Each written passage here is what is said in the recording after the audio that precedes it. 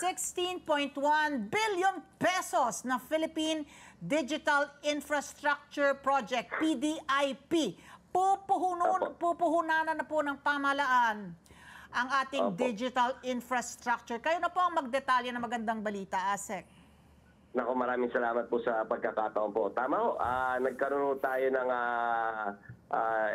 itong pondo na ho to na galing naman ho ng World Bank at itinoon sa atin ho ng ating pamahalaan sa pangulo ng ating presidente, Pangulong Ferdinand Romualdez Marcos Jr., para naman ho ma-improve ang Philippine infrastructures ho natin. Itong pondo na po na ito ay gagamitin ho natin sa pag-develop ho at pagpapalawig ng ating national broadband plan para ho ilatag ating digital backbone po. So right now po, for implementation ng Phase 2 and Phase 3, at itong pondo ho ito, itutuon natin para naman ho sa mga iba't ibang phases ho para makompleto natin yung national digital backbone ho natin. And part of the pondo naman din ho, ay gagamitin naman din natin ho for cyber security naman ho. Alam nyo naman na kabit at kabila ang pangyayari pag lagana po ng scamming ho at yung mga threats ho, yung mga hacking ho natin. So a big part of it would also go to cybersecurity to improve our cybersecurity capabilities and posturing po. Ang parte rin ho ng pondo na ito ay gagamitin din ho natin sa upskilling ng ating mga personnel para naman ho may train yung mga kawani natin sa gobyerno para naman ho malabanan ulit yung mga hacking na ito at ma-improve yung serbisyo ng ating pamahalaan. Yun po. Okay. So ASEC, maganda yung mga binanggit mo, no, yung kung saan ilalaan yung pondo. Ang katanungan ko, number one po, yung sa pondo po, pag po yan ay nagastos na at everything is in place, like you mentioned earlier, tayo ba'y makakaasa na bababa na po ang bayad natin sa interconnection? And I read also somewhere that a lot of it will go doon po sa pag-develop nga sa mga libliba, no, para yung ating mga islands, meron na rin tayo interconnectivity. So, those are two questions. Number one, can we be assured because of this budget, bababa na yung presyo po ng ating ng ating internet? Number two, sa mga probinsya, talaga po maasahan ho ba natin up and running na po talaga yan? Meron na tayong mga signal doon po sa mga libliban? Tama. Doon sa unang parte ho ng tanong niyo po, tama ho. Ito ay makakatulong para ipababa ang cost ng ating mga internet connectivity ho ngayon. Kasi malaking cost po na sinasabi ho ng mga telcos is capital intensive daw ho ang kanilang mga negosyo. So pag nilatag ho natin ang digital backbone na sila namang gagamit ng yung mga telcos natin, ay gagamitin naman ho nila yon, makakababa ho talaga ng presyo. By how much, hindi lang ho natin alam. Second ho, doon sa pangalawang tanong ko nyo doon sa interconnectivity of the it is also geared towards providing connectivity, lalo na ho doon sa mga gida sites na kung tawagin din. Ito yung geographically isolated and disadvantaged areas po. So ito ho yung mga talagang underserved at unserved areas natin kung saan yung mga telcos natin, hindi nila mailatagan yan dahil unfeasible ho sa kanila, hindi ho feasible para maglatago sila dyan, walang commercial na viability. Kami naman ho sa gobyerno, ang talagang tuon namin ma-provide at yan din ang mandato ng ating Pangulo na mag-provide ng connectivity for all po para lahat po ng ating mga kababayan maka-avail ng digitalization ng gobyerno, lalo na yung mga frontline services ng government natin. Okay.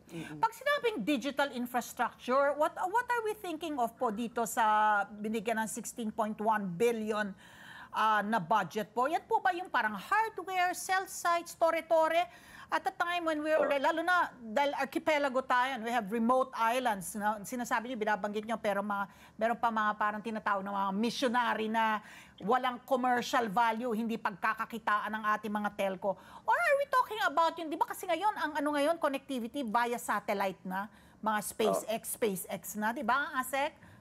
Tama ho. Parto, yan. Marami ho kayong binanggit na tama. Parang nabasa niyo yung DICT plan. Kasi unang-una ho talaga dyan, yung digital infrastructure natin, talagang unang-una dyan yung binanggit ko kanina, yung national fiber backbone ho natin. Kung saan, ito yung backbone kung saan kukonekta yung mga middle at last mile ng mga telco providers natin.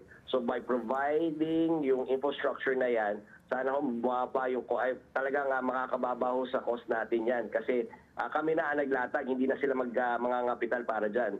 Pangalawang sinabi nyo, tama ho kayo, nakatuon din yan doon sa mga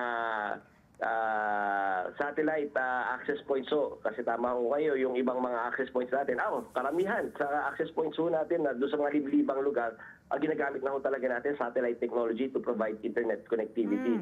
Kasi tama ho kayo, hindi feasible na maglatag tayo doon. Mas feasible, maglagay ka ng access point doon, tapos ang magbabato na sa'yo na signal is from the satellites na ho. Tama ho kayo. Yun ho yung Galing, paglalaanan ho natin ang pondo natin for the digital infrastructure. At kasama na ho dyan ang plano na magtayo rin ng infrastructures or lay down the foundation for our national data centers naman ho. Okay. In terms of, you mentioned earlier kanina, no, na upscaling po ng ating mga personnel. How's that coming along? Kasi last week nga, lumabas nga yung balita na isang Pinoy hacker, no, ang nakapasok nga dun sa mga websites ng ilan ng mga Philippine government agencies. And before that, prior to that, ang sinisisi natin, Chinese, di ba, na sila yung nanghahack, sila ang may kumukuha ng ating data. So ngayon po, dito sa Pilipino na nahuli po natin, paano po natin ma-upskill ang ating personnel na gamitin po nila sa tama, tumulong po, no, imbis na gawin po sa masama? Tama ho, maraming programa ang DICT na nakatuon para dyan. In fact, ang tinatap na natin yung sa level at sa mga schools na sa ICTB ho natin o yung infrastructure ay sa upskilling unit ho natin dito sa DICT, nagpo-provide tayo ng Hack for Good kung saan in-encourage natin yung mga estudyante na to test their skills, hold their talents in hacking, in hacktivism, in a safe environment po para ho naman ho magamit ng ating pamahalaan, ng ating bayan in general, yung skills nila para naman ho ma-improve yung quality of life at ma-defend yung sistema ng gobyerno ho natin against hackers. Let's get together. Sunnet 25. Sunnet 25.